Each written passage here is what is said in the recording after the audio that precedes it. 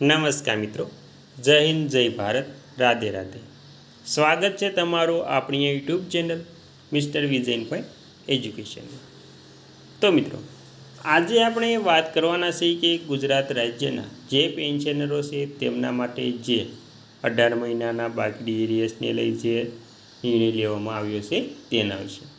તો મિત્રો, સૌથી પહેલાં આપણે અગત્યની વાત કરતાં પહેલાં તમને એક નાની વિનમ્ર વિનંતી છે કે તમે આપણી ચેનલમાં નવા હોય તો આપણી ચેનલને સબસ્ક્રાઈબ કરી લેજો, કેમ કે આવી કોઈ પણ નવી અપડેટ આવે તેની નોટિફિકેશન સૌથી પહેલાં તમને મળી જાય. અને વિડીયો ગમે તો લાઈક કરવાનું ભૂલતા નહીં. તો મિત્રો, ગુજરાત રાજ્યના તમામ પેન્શનરો અને સરકારી કર્મચારીઓને મોજ પડી જશે, કેમ કે 18 મહિનાનું બાકી ડીએ જાહેર કરી દેવામાં આવ્યું છે.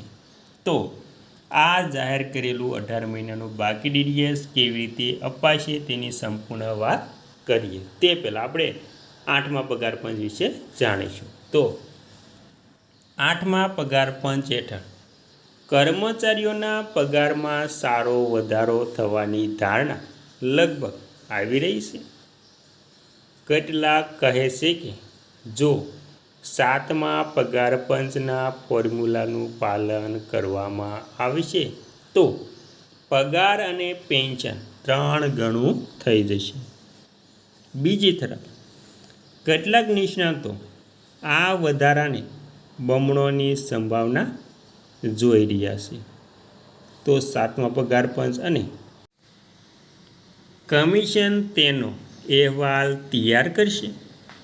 જો કે 8મું પગાર પંચ વિવિધ સ્થળોએ સરકારી કર્મચારીઓ અને પેન્શનરો સાથે બેઠક કરી રહ્યું છે.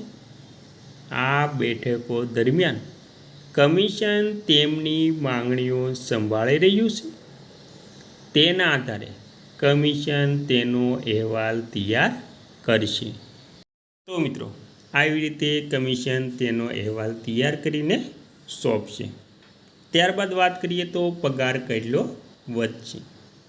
આ દરમિયાન ફિટમેન્ટ ફેક્ટર મહત્વપૂર્ણ ભૂમિકા ભજવી શકે છે, કારણ કે તે સરકારી કર્મચારીઓના પગાર અને પેન્શનમાં વધારા માટેનો આધાર છે. એવી શક્યતા છે કે ફિટમેન્ટ ફેક્ટર 2.0 અને 3 પોઈન્ટની વચ્ચે રાખી શકાય છે.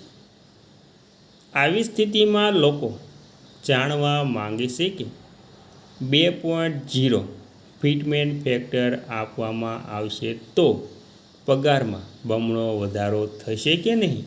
તો મિત્રો, જે ફિટમેન્ટ ફેક્ટર 2 થી 3ની વચ્ચે આપવામાં આવશે તો પગાર અને પેન્શનમાં કેટલો વધારો થશે, તેમાં પગાર બમણો નહીં થાય. ઘણા કર્મચારીઓ માને છે કે 2.0 ફિટમેન્ટ ફેક્ટર તેમના કુલ પગારને બમણો કરશે, પરંતુ આવું નથી. 6થા પગાર પંચે 1.86નો ફિટમેન્ટ ફેક્ટર નક્કી કર્યો હતો, પરંતુ સરેરાશ કુલ પગારમાં 54% વધારો થયો હતો. 7મા પગાર પંચે 2.57નો ઘણો ઊંચો ફિટમેન્ટ ફેક્ટર અપનાવ્યો હતો, પરંતુ કુલ પગારમાં માત્ર 14.29%નો વધારો થયો હતો. જો કે મોંઘવારી ભથ્થાનો સમાવેશ કરવામાં આવ્યો હતો, જેના પરિણામે પગારમાં ઘણો વધારો થયો હતો. તો મિત્રો, જે સરકારી કર્મચારીઓ માને છે કે પગારમાં બમણો વધારો થશે, તો પણ એવું થશે નહીં, કેમ કે 6થા અને 7મા પગાર પંચમાં પણ ફિટમેન્ટ ફેક્ટરમાં વધારો થયો હતો. અને જે 7મા પગાર પંચમાં ફિટમેન્ટ ફેક્ટરમાં વધારો થયો હતો તેની સાથે મોંઘવારી ભથ્થામાં પણ વધારો થયો હતો. અને ત્યારબાદ જાણીએ તો કુલ જે મૂળ પગાર અને પેન્શન છે તેમાં કેટલો વધારો થશે. તો મૂળ પગાર અને પેન્શન બમણું થઈ શકે.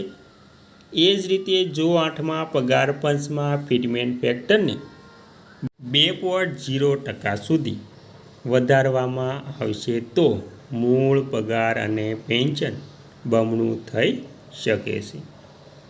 પરંતુ મોંઘવારી ભથ્થા અને અન્ય ભથ્થાઓનો ઉમેર્યા પછી કુલ પગાર બમણો નહીં થાય? ઇકોનોમિક ટાઈમ્સ ઓફ અનુસાર બેંક બજાર કહે છે કે 2.0 ફિટમેન્ટ ફેક્ટરને આધારે કુલ પગાર 31% સુધી વધી શકે છે. અને હવે જાણવું છે કે પગાર કેટલો વધશે. તો 2.0 ફિટમેન્ટ ફેક્ટરને આધારે જો તમારો મૂળ પગાર ₹25,500 છે અને તમારો કુલ પગાર ₹48,450 છે, જેમાં 60% મોંઘવારી ભથ્થું અને 24%નો સમાવેશ થાય છે, તો તમારો કુલ પગાર 63,240 થશે. એટલે કે તમારા મૂળ પગારમાં ₹51,000 થશે.